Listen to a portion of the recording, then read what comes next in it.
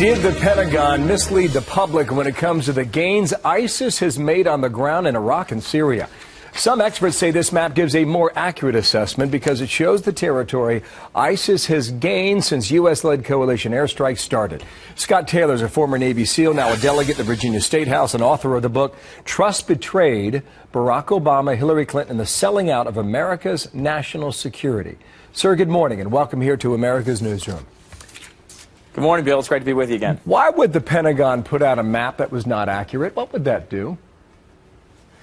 You know, I think that you're just seeing more of this administration where they show what they want the American people to see for domestic political considerations. It's kind of disingenuous. The map, of course, doesn't show the gains that ISIS has made during the pinprick strikes.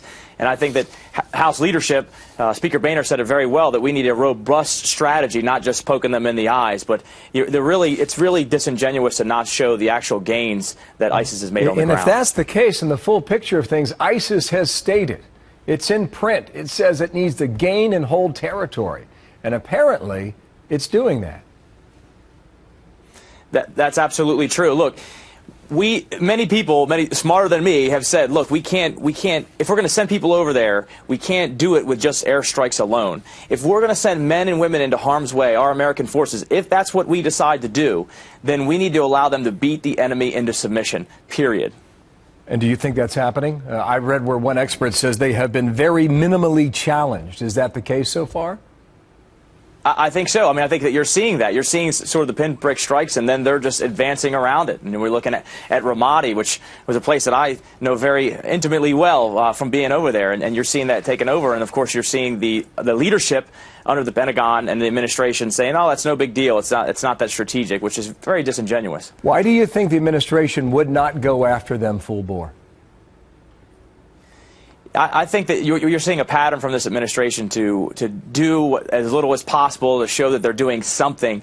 At the same time, you're seeing the disintegration of nation states all over the Middle East. You're seeing larger areas for terrorist havens than probably ever before. You know, like I said, what Speaker said, that you need to have a robust strategy. There's two battlefields. You have a physical one that we need to make sure that we are beating the enemy into submission. You have an online one, which the American people, of course, intuitively know that ISIS is a threat to national security because of lone wolf attacks potentially. And you have to be on both battlefields. You need to be online, disrupting, overwhelming, and rendering insignificant ISIS's message online as well as on the physical battlefield. Well, we put a poll out and we asked this to the American public. How are things going for the U.S. in the fight against Islamic extremists?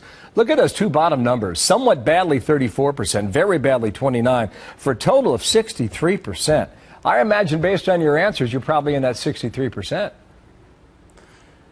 There's no doubt about it. Look, I think this administration has done a very, very poor job in foreign policy and national security. I write about it extensively in my book. But the American people understand intuitively that there's a threat there, that online threats could spur potential lone wolf attacks on this country. We shouldn't give up our freedoms. There can't be 100% security on our homeland, but we should be taking the fight to the enemy on both those battlefields, physically and online as well. Okay, look, on 9/11, you had... Yeah, if that strategy that we're watching right now does not change, what comes of that then?